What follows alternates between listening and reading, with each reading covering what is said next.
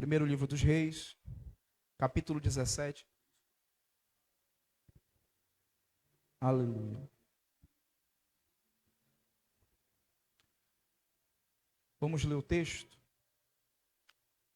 Ora, Elias de Tisbe, em Gileade, disse a Acabe: tão certo como vive o Senhor, o Deus de Israel, a quem sirvo, não cairá orvalho e nem chuva nos anos seguintes, exceto mediante a minha palavra. Está dando eco aqui.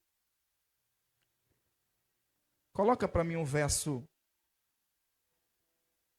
4. Você beberá do riacho e dei ordem aos corvos para alimentarem lá. Verso 5.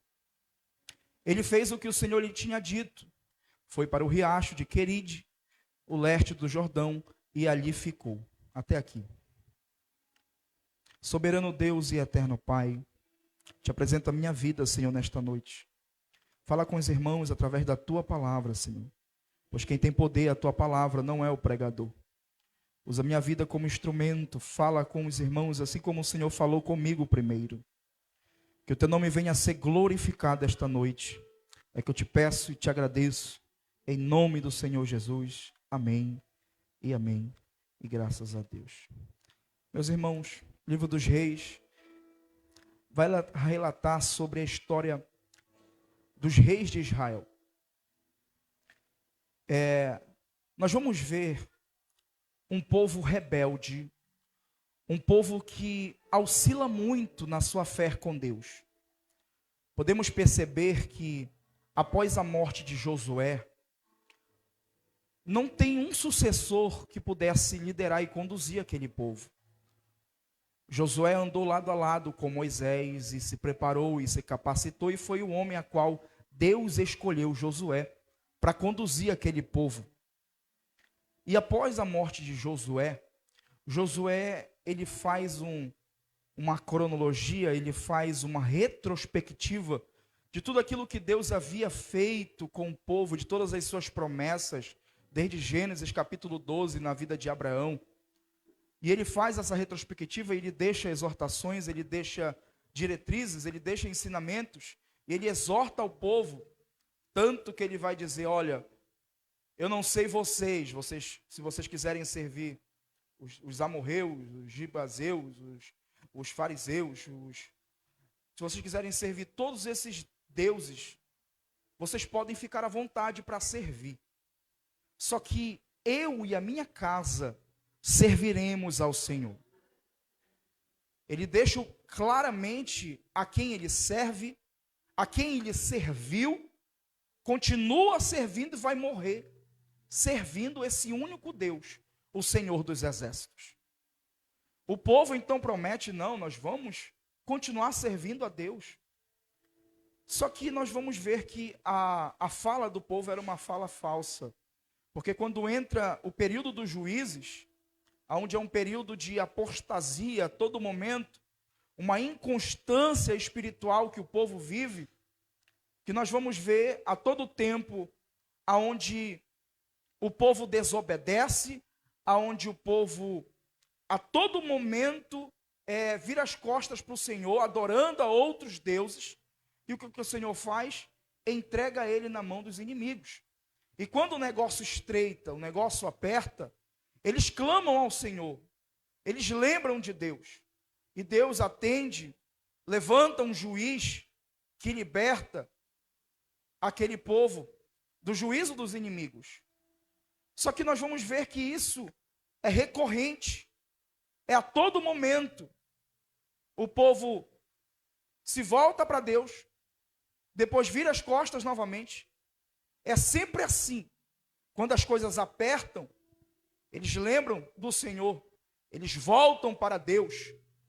Só que após toda a luta, tudo aquilo que eles estavam passando, tudo aquilo aliviar, eles novamente se esquecem de Deus. Eles novamente voltam para suas idolatrias. Eles novamente voltam a fazer o que é mal aos olhos do Senhor. E isso é recorrente. O último juiz foi Samuel. E o povo pede um rei, porque eles queriam ser igual às outras nações. Não era o que Deus queria, mas era o que o povo queria. Então, Deus agora levanta um rei. Samuel unge Saul, e Saul vai reinar 40 anos. Após Saul, Davi é ungido, reina 40 anos. Após Davi, o seu filho Salomão também vira rei e reina 40 anos. São 120 anos que esses 3 reis reinaram, aonde se adorava e se servia somente um Deus. Só que após a morte de Salomão, nós vamos ver uma divisão dos reinos. O reino do norte, que virou Israel, o reino do sul, que virou Judá. E o reino do norte foi o pior de todos, porque todos os reis, todos os 19 reis, esse reino durou 200 anos e teve 19 reis. E todos eles foram um pior que o outro. Um agiu pior que o outro. Todos esses entraram na idolatria, no paganismo. Todos eles desobedeceram ao Senhor Jesus. Criaram seus altares, criaram seus templos. Só que em 1 Reis, capítulo 17, aparece um homem chamado Elias, que diante de um cenário aonde está reinando Acabe, Acabe foi apelidado como o pior rei de Israel. Coloca para mim o texto no capítulo 16. Coloca para mim o capítulo 16, versículo 30. Acabe, filho de Onri, fez o que era mal aos olhos do Senhor, mais do que todos os que o procederam. Ele fez mal ao Senhor mais do que a todos aqueles que vieram antes dele. Coloca para mim o verso 31. E ele não apenas achou que não tinha importância cometer os pecados de Jeroboão, ou seja, como se fosse pouca coisa todo o mal que ele havia feito, como se fosse coisa pouca tudo aquilo que ele já havia feito. Ele, como também se casou com Jezabel, filha de Etibaal, rei dos Sidônios, e passou a prestar culto a Baal e a adorá-lo. Como se fosse coisa pouca tudo o que ele já havia feito, ele ainda consegue piorar o que já era ruim. Ele se casa com Jezabel, a pior mulher do mundo, filha de Etibaal, rei dos Sidônios, uma mulher pagã, idólatra, uma bruxa, feiticeira. Meu irmão, esse homem aqui se casou com a pior mulher que ele poderia encontrar, ele pegou para ele.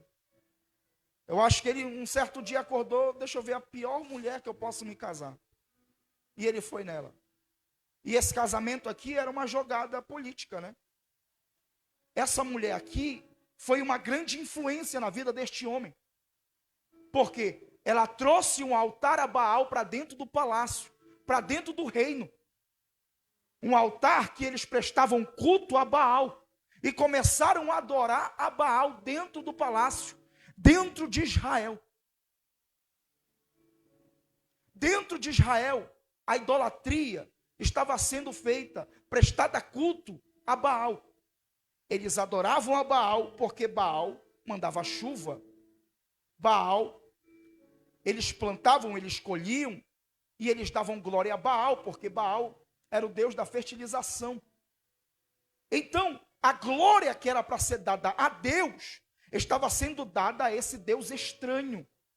Estava sendo dada a Baal. O louvor que era para ser dado ao Senhor, estava sendo dado a Baal. Esse é o cenário, esse é o contexto. Idolatria dentro de Israel a esse Deus. E Elias aparece nesse cenário, vendo toda essa situação. E como é que Elias aparece aqui? Alguém que não aceita o que está vendo. Alguém que olha a corrupção e não aceita a corrupção. Alguém que olha o adultério e não aceita o adultério. Alguém que olha e vê que não estão adorando somente ao Senhor, e não aceita o que está vendo. Ele chega como alguém que se posiciona. Ele chega como um servo que se posiciona diante do Senhor. Eu estou falando bem pausadamente. Estou um pouco debilitado da voz hoje, mas tenha paciência comigo. Sabe o que é interessante? Porque o nome de Elias tem um significado. O nome de Elias significa: só o Senhor é Deus, só Deus é o Senhor. E meu corpo arrepiou. Por quê? Porque quando Elias entra dentro do palácio, e ele está profetizando aqui, ou seja, ele está confrontando o rei. Meu irmão, esse homem aqui foi ousado. Por quê? Porque aqui ele podia morrer. Ele está confrontando, olha aqui para mim, deixa o menino. Ele está confrontando o rei. Ele podia morrer com essa afronta. Só que nós vamos ver que ele foi ousado.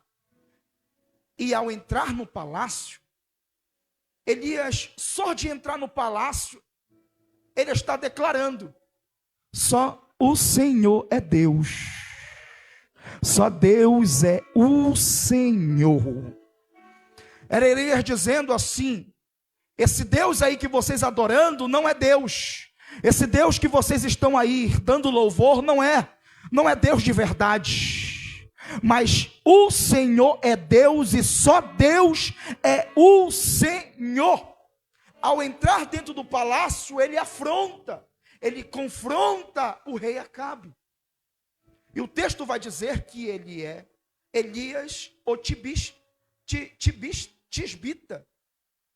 Aqui não é o sobrenome dele, mas aqui é a região de onde ele vem, de Tisber, que é de Gileade. Ele vem de uma região que é desconhecida, uma região pequena. Se você for procurar a história de Elias, Elias não vem de uma família sacerdotal, Elias não vem de uma família de nome, de conhecido, ele não é alguém conhecido, não é um nome de peso.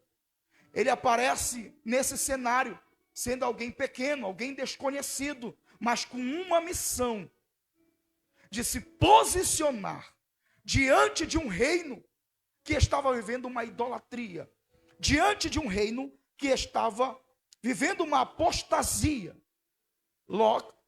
Logicamente, quando o rei implanta um altar dentro do palácio, todo o povo agora se curva diante desse altar, porque o rei, o líder, ele é o reflexo, ele é o espelho, ele é a influência. Então todo o povo estava na idolatria. E qual era a profecia? Qual era a afronta de Elias? Ele diz: vive o Senhor Deus, vive o Senhor Deus de Israel, perante cuja face estou, que nestes anos nem orvalho e nem chuva haverá, senão segundo a minha palavra. Meu irmão, isso aqui é tão sério porque o povo dependia da colheita para sobreviver. Eles trabalhavam com agricultura. Então, se não tem chuva, não tem plantação, não tem colheita. Ou seja, o que ele está profetizando aqui é uma grande afronta, é uma crise. Só que é interessante porque Elias aparece e ele não profetiza dizendo: assim diz o Senhor. Mas ele aparece profetizando no seu próprio nome, dizendo: segundo a minha palavra. Só que ele profetiza com tanta determinação, com tanta verdade. E eu fico me perguntando, por que Elias é tão convicto naquilo que ele está falando? O texto não nos dá essa resposta. Só que, Jonathan, coloca para mim Tiago, capítulo 5, versículo 17. Em Tiago, capítulo 5, versículo 17, nós vamos ter a resposta. Elias era um humano como nós. Ele orou fervorosamente para que não chovesse, e não choveu sobre a terra durante 3 anos e meio. Meu irmão, ele era tão convicto, ele era tão certo naquilo que ele estava falando, porque antes dele chegar ali, ele já havia falado com Deus no secreto. Antes dele chegar se apresentando em público, no secreto ele já havia falado com Deus. No secreto ele já tinha falado, orado ao Senhor. Ou seja, a ousadia de Elias reflete naquilo que ele vive no secreto com Deus. A convicção do que Elias está falando reflete na vida que ele leva no secreto, na intimidade, no relacionamento que ele tem com Deus no secreto. E aqui há algo muito importante, porque a oração, ela é essencial para as nossas vidas. A oração, meus irmãos, todo mundo tira férias, tira descanso, sai para passear, sai para tirar um lazer, porque o seu corpo precisa de um descanso, a sua mente precisa de um descanso.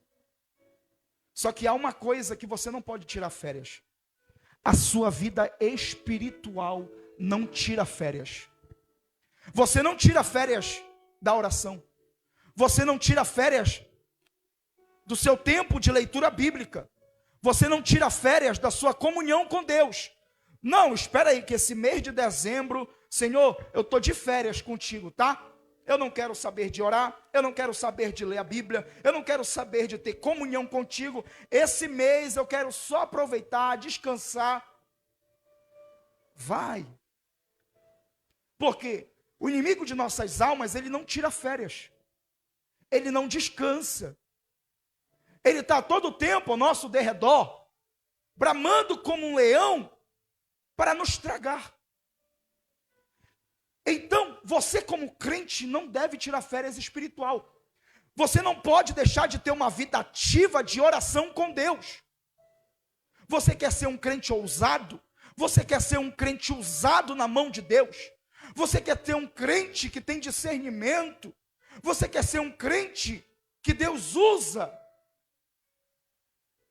Você tem que estar com a sua vida espiritual ativa. Porque antes de Deus te usar em público, primeiro você tem que ser íntimo com Ele no secreto. Antes de alguém prevalecer no público, antes tem que prevalecer no secreto com Deus. Antes de você pregar em público, antes você já teve a sua intimidade com Deus em público. Por quê? O ministério da oração, ele não se separa das outras coisas. Nós focamos tanto em estudar, nós focamos tanto em estudar os nossos instrumentos, nós nos preocupamos tanto em outras coisas e esquecemos da oração. Nenhum dos dois se distingue, nenhum dos dois se separa. O ministério da oração não se separa do ministério da palavra. Não tem como você só estudar e não querer orar. Não tem como você também só querer orar e não estudar. Mas aquilo que você vai refletir em público é aquilo que você já fez no secreto com Deus. Pastor, eu quero me tornar um pregador. Pregue, mas tenha a intimidade com o Senhor no secreto. Pastor, eu quero ser um bom músico. Eu quero que Deus me use através do instrumento. Deixa Deus te usar. Estude, toque o seu instrumento, mas não deixe de ter a sua intimidade com Deus no secreto. Pastor, eu quero ser um cantor, uma cantora. Eu quero que Deus me use com graça. Cante, deixa Deus te usar com graça, mas não deixe de ter uma intimidade com o Senhor no secreto. Pastor, eu quero pregar, eu quero que Deus me use no ministério da pregação. Estude a palavra, faça um curso teológico, se forme, procure, pesquise, mas não deixe de ter a tua intimidade com o Senhor no secreto, porque antes de Deus te usar em público, antes de Deus te usar como canal, como instrumento em público, você tem que descer com Ele no secreto, você tem que ter intimidade, relacionamento, comunhão com Ele no secreto. Aqui você entende a ousadia deste homem. A ousadia dele reflete naquilo que ele vive no secreto. A ousadia que está refletido dentro do palácio é aquilo que ele já está vivendo no secreto com Deus. aonde ninguém vê, aonde ninguém sabe, as lágrimas que ninguém vê cair, os dias maus que ninguém sabe, aonde só é você e Deus. Ele está profetizando, e essa profecia, ela vem como uma afronta. 3 anos e meio não tem chuva, ou seja, a crise se instaurou. A crise está instalada dentro de Israel. Aí o Senhor diz para ele no verso 2, depois veio ele a palavra do Senhor dizendo, vai-te daqui, esconda-te perto do riacho de Querite, ao leste do Jordão. O Senhor manda ele se esconder, depois de uma pregação impecável, depois dele ter sido usado em público, o Senhor, olha, te esconde. E nenhum pregador, depois de uma grande pregação, quer se esconder. Só que o Senhor diz, olha, te esconde, vai para o ribeiro de Querite, ao leste do Jordão. O que acontece aqui, irmão? É o período do deserto na vida do profeta. É o período do deserto na vida do crente. E não tem essa ideia que eu sou crente e não posso passar provação. Eu estou em provação, estou em pecado. Eu sou crente e não posso passar no deserto. Eu sou crente, tem que ser só bênção. Eu estou fazendo a vontade do Senhor, não aceito passar nesse deserto. Meu irmão, se você está no deserto, é porque Deus te colocou no deserto. Porque o período do deserto é o período necessário na nossa vida. Hernando Dias Lopes diz que o deserto é a faculdade do crente. O deserto é o período que Deus nos prepara. Por quê? Porque primeiro Deus vai nos preparar. Deus primeiro vai fazer em nós, para depois fazer através de nós. Se você está no deserto, entenda algo. Se pergunte, Senhor, eu estou no deserto, foi o Senhor que me colocou. O que é que eu tenho que aprender? O que é que eu tenho que melhorar? O que o Senhor quer trabalhar em mim? Porque no deserto é o tempo de preparação do crente. É o tempo que você entra no fogo e você é refinado. Deus te prepara como pessoa, Deus te prepara como servo, Deus te prepara como crente no deserto. Ele primeiro trabalha em nós, para depois trabalhar através de nós. Ele trabalha em você nesse deserto, Ele está te forjando nesse deserto, Ele está te moldando nesse deserto. O período do deserto te alegra, meu irmão, é de Deus na nossa vida. O período do deserto é de Deus na nossa vida. E vai doer menos quando entendermos isso. Vai doer menos quando aceitarmos isso. E se estamos no deserto, que bom. Porque Deus quer fazer algo através de nós. Deus quer nos capacitar no deserto. Deus quer nos moldar no deserto. Deus quer nos preparar no deserto. Só que há um porém. O período do deserto não é fácil. O período do deserto tem dor. O período do deserto tem sofrimento. O período do deserto tem solidão. E é uma solidão que você tem que passar. Só que Deus, Ele cuida daqueles que estão no deserto, se tiverem um relacionamento com Ele. Se tiverem comunhão com o Senhor. Se tiverem intimidade com Deus. Elias era alguém que orava fervorosamente. Era alguém que tinha intimidade com o Senhor, meu irmão. O camarada orou para que não chovesse. E 3 anos e meio não choveu. Tu acha que ele orava 1 hora, 40 minutos, que nem a gente ora? E quando ora isso?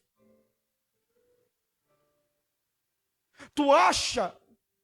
Só o teclado, por favor. Tu acha que ele orava que nem a gente? Que se reúne só em tempo de festa? E o povo nem vem orar? Tu acha que ele orava que nem nós de manhã, que ora 10? Nem 10. 2 minutos, Senhor, eu vou sair agora, me guarda, me protege nesse trânsito. Uma oração básica. Meu irmão, eu fico confrontado. Eu fico envergonhado de mim mesmo. Porque oramos pouco. Nós achamos que oramos alguma coisa, mas não oramos nada. Achamos que somos crentes que oram, mas não oramos nada. Enquanto outras igrejas focam em oração, nós perdemos para elas em oração, mas não focam na palavra. A gente prega muita Bíblia. A gente tem instituto teológico, mas e na oração?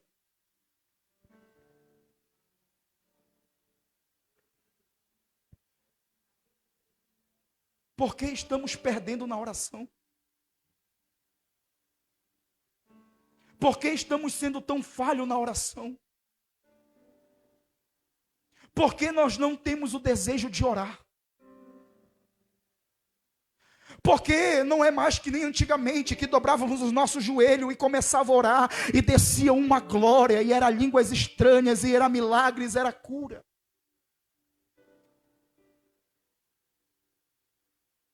Não adianta você querer vir para o culto e querer que dependa do pastor para que a tua vida mude.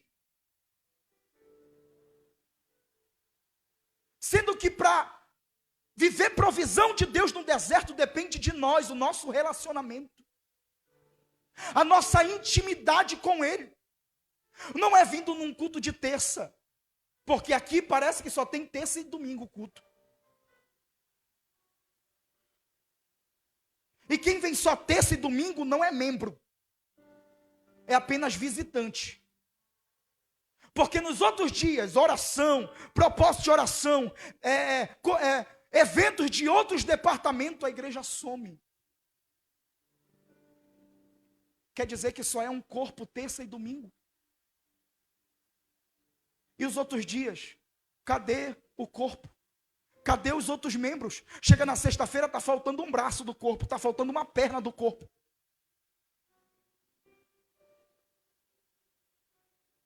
Sendo que é e para muitos é o único momento que ele abre a Bíblia. É no culto, quando o pregador diz, abra a Bíblia no livro tal, capítulo tal, versículo tal. Só iremos viver coisas grandiosas em público se primeiro vivermos uma vida de intimidade com Deus. Se primeiro tivermos um relacionamento com Deus. Se primeiro tivermos comunhão com o Senhor. Porque só vive provisão no deserto quem primeiro vive relacionamento, quem primeiro vive intimidade, quem primeiro ora fervorosamente. Mas sinto muito em te dizer, enquanto nós, eu e você, continuarmos assim, vamos continuar no deserto, sem provisão. Porque estar no deserto com provisão é uma coisa, estar no deserto sem provisão é outra coisa.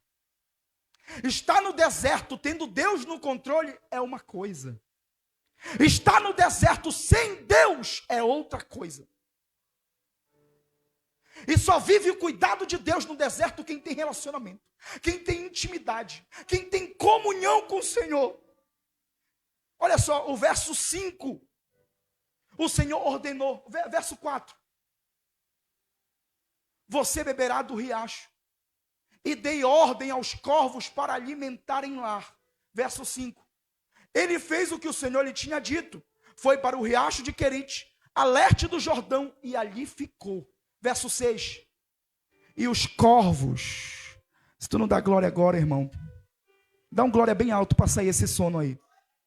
E os corvos lhe traziam pão e carne de manhã e no final da tarde, e ele bebia água do riacho. Deus mandou ele para o deserto, mas já estava tudo preparado. Ele estava no deserto, mas tinha cuidado de Deus, tinha provisão do Senhor. Coloca o verso 5 novamente. E ele fez o que o Senhor lhe tinha dito. No deserto, nós temos que ser obedientes. No deserto, nós temos que obedecer à vontade do Senhor. É difícil no deserto querer obedecer. Mas aqueles que confiam plenamente no Senhor, primeiro que para confiar no Senhor no deserto, tem que ter intimidade, tem que ter relacionamento com Ele. E olha só que interessante, meu irmão. Os corvos alimentavam Elias pela manhã e no final da tarde. Meu Deus, Elias recebendo o iFood.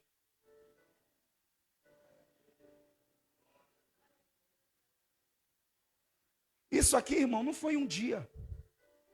Os estudiosos vão dizer que aproximadamente 1 ano Elias ficou nesse ribeiro. Então, aproximadamente 1 ano, Elias sendo sustentado por corvos. E Deus, meu Deus, Deus é tão bom porque Ele faz do sobrenatural. Meu Deus do céu. É os corvos que vêm trazendo Elias a provisão. Olha só como Deus é inteligente, porque se Ele envia por meios terrestres, iam achar Elias. E estavam querendo a cabeça de Elias. Deus, Ele envia a provisão de uma maneira que nós nem imaginamos. A provisão de Deus vem da onde ninguém imagina, da onde você nem imagina que possa vir, oh glória. Levante a mão, deixa eu profetizar isso na tua vida, meu irmão. Eu não sei como você se encontra, talvez você está preocupado com a ceia de Natal, você ainda nem comprou a ceia de Natal, mas deixa eu liberar essa palavra.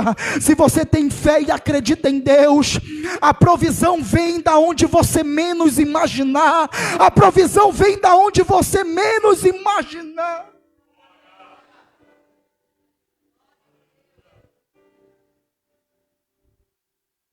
Você quer viver provisão de Deus? Conserte a sua vida de oração. Você quer viver o sobrenatural de Deus? Conserte a sua vida de oração e ore fervorosamente. Coloque a sua vida de oração em primeiro lugar do teu dia. É através da oração que o Espírito Santo trabalha em nós aquilo que tem que ser trabalhado. Quando nós tornamos pessoas de oração, nós nos tornamos pessoas sensíveis. Uma igreja que ora é diferente. Uma igreja que ora reflete no culto. Uma igreja que ora, isso aqui estava pegando fogo. Pessoas chorando. Pessoas se dobrando o joelho, se quebrantando. Não confunda muitas das vezes o emocionalismo com o agir do Espírito Santo de Deus. Você só vai chegar num culto como esse se aquebrantado se antes você tiver uma intimidade com Deus. O culto não começa às 6 da tarde. O culto começa a partir do momento que tu acorda, que tu levanta da tua cama. Que essa realidade possa mudar em nosso meio, irmãos. Eu e você somos referências por 40 horas. Eu e você somos referências para nossa rua. Eu e você somos referências para nossa família, para nossa casa. Quem ora, ele não aceita aquilo que vai na contramão de Deus. Quem ora se posiciona quando vê algo que não está certo.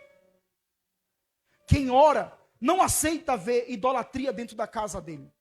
Quem ora não aceita levantar altares dentro da casa. É através da oração que iremos vencer. Você pode aplaudir o nome do Senhor Jesus?